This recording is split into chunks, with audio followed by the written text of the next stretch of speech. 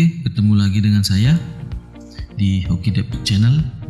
Jadi hari ini kita akan melanjutkan materi, yaitu membahas tentang dokumen transaksi yang terjadi pada perusahaan jasa salon putri.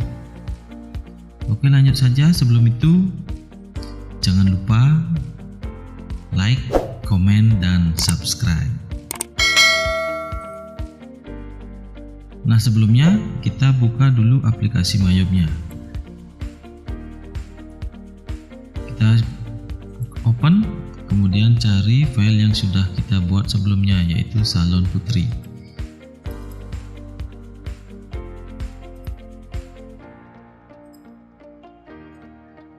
Nah, jadi sekarang kita buka soalnya. Nah, jadi di sini ada beberapa dokumen transaksi yang terjadi pada salon putri, dari transaksi sampai dengan bukti memorial.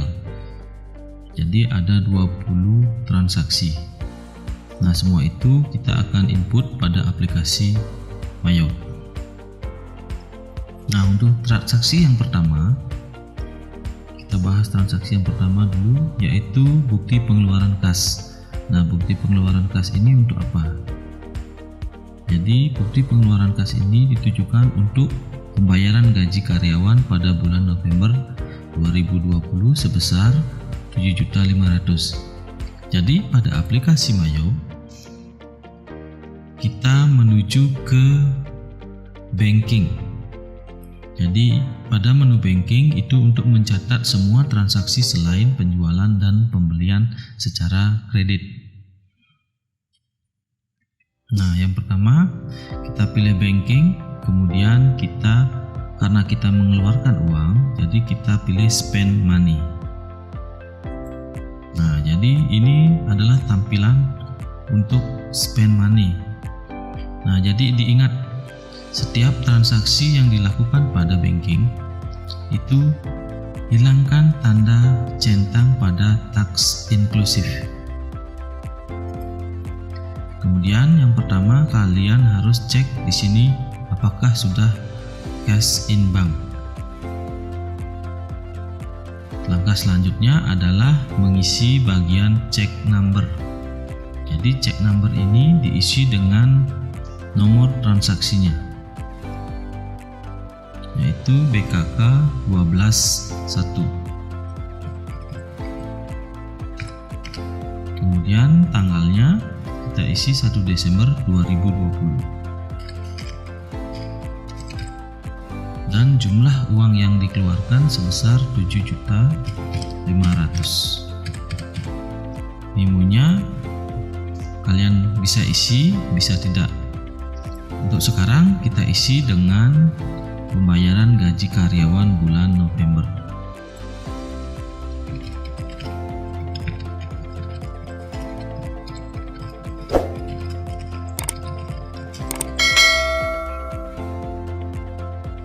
Kemudian akun yang terpengaruh dengan transaksi ini adalah cash in bank, dan kita cari wage and salaries expense. Caranya kalian tinggal klik di bagian kolom account, kemudian kalian pilih tanda panahnya ini, kemudian cari akun wage and salaries expense, yaitu 6.700. Pilih use account atau bisa diklik 2 kali.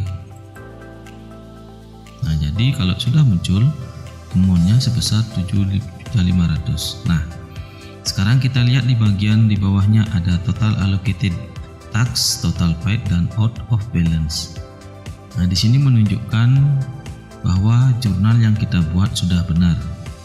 Jadi kalau di sini di out of balance itu masih ada angkanya atau tidak menunjukkan angka 0, itu artinya jumlah di sini tidak sama dengan 7.500.000. Jadi untuk melihat jurnalnya kalian bisa menekan Ctrl R. Nah, jadi ini jurnalnya yang akan ditransaksikan. Jadi kas in bank berada pada kolom kredit, sedangkan weekend salaries expense pada kolom debit. Nah, jika sudah selesai, sudah pasti apa yang kalian kerjakan itu sudah benar, kemudian bisa pilih record.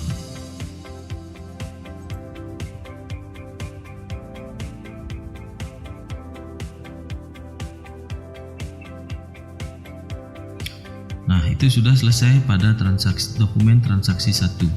Sekarang kita lanjut ke dokumen transaksi 2. Kita analisis dulu transaksinya, itu transaksi apa.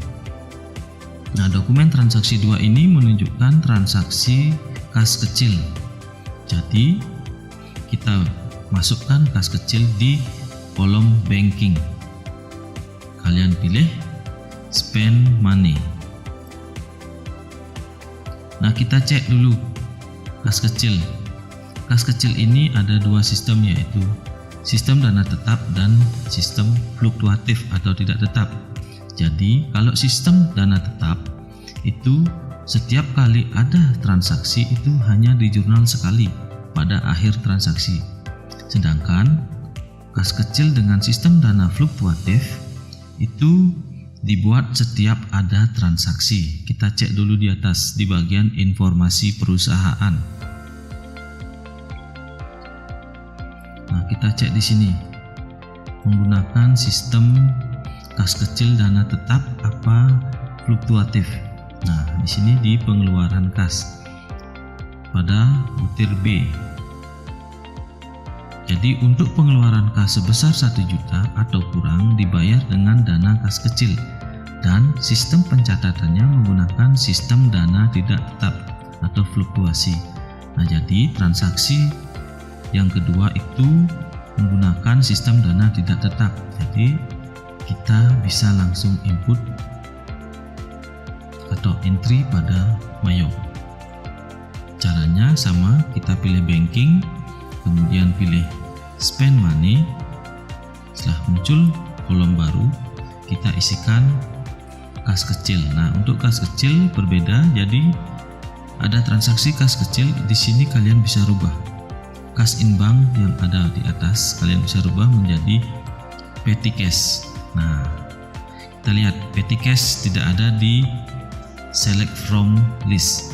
Jadi kalian menuju ke account, kemudian account list.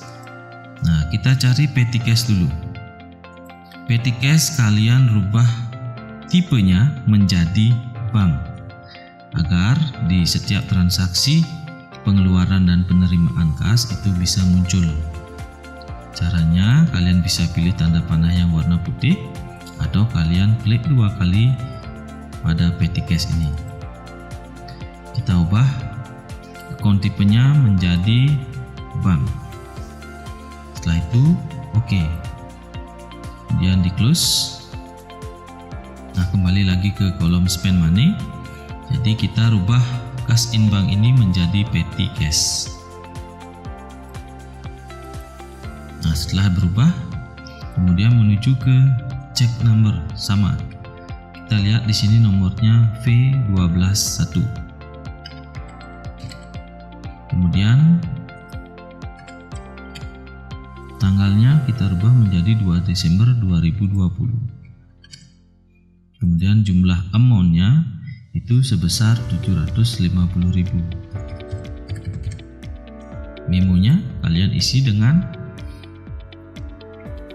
pembuatan brosur iklan. Bisa disingkat dengan pembuatan brosur.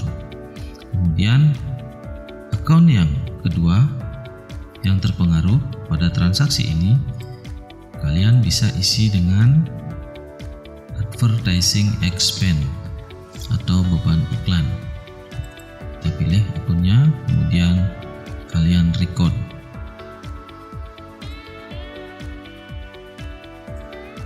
Kemudian lanjut ke transaksi nomor 3. Nah, transaksi nomor 3 di sini adalah kita analisis dulu, yaitu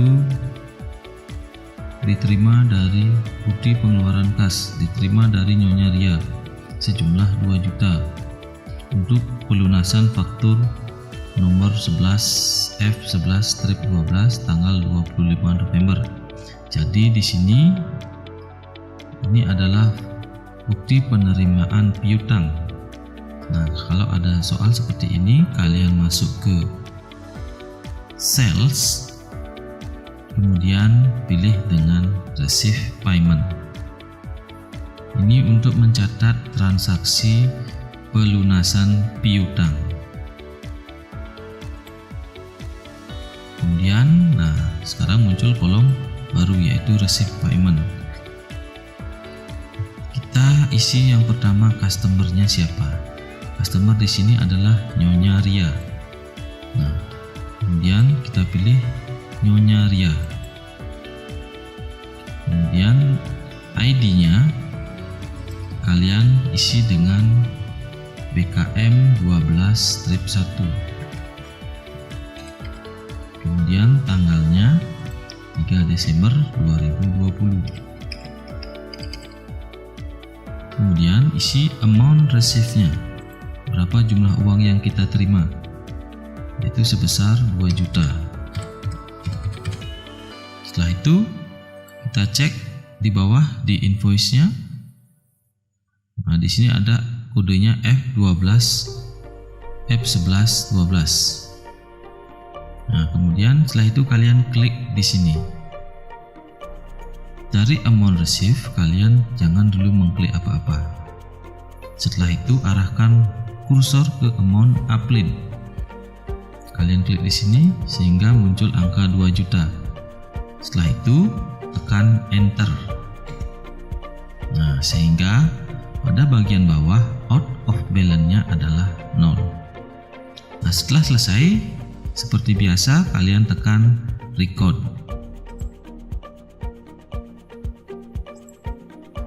Kemudian dokumen transaksi nomor 4 itu kembali voucher kas kecil.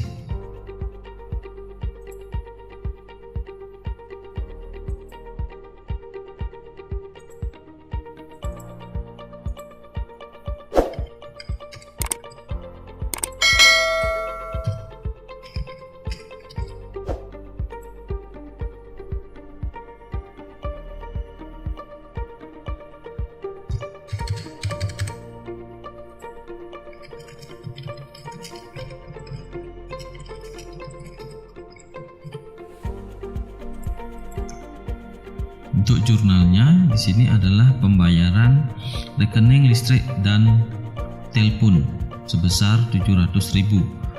Jadi kalian gunakan water, electricity dan telepon expense. Kemudian pilih record.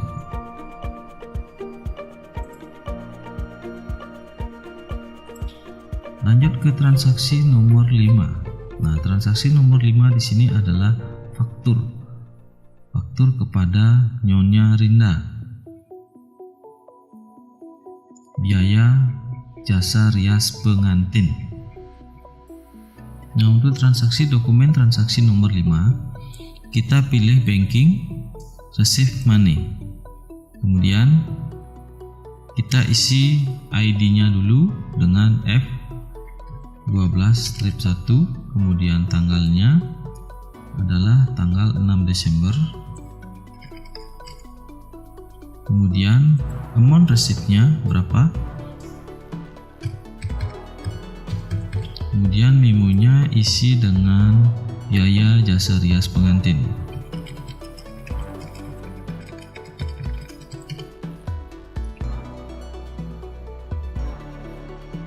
Kemudian isi account-nya, isi dengan fees income.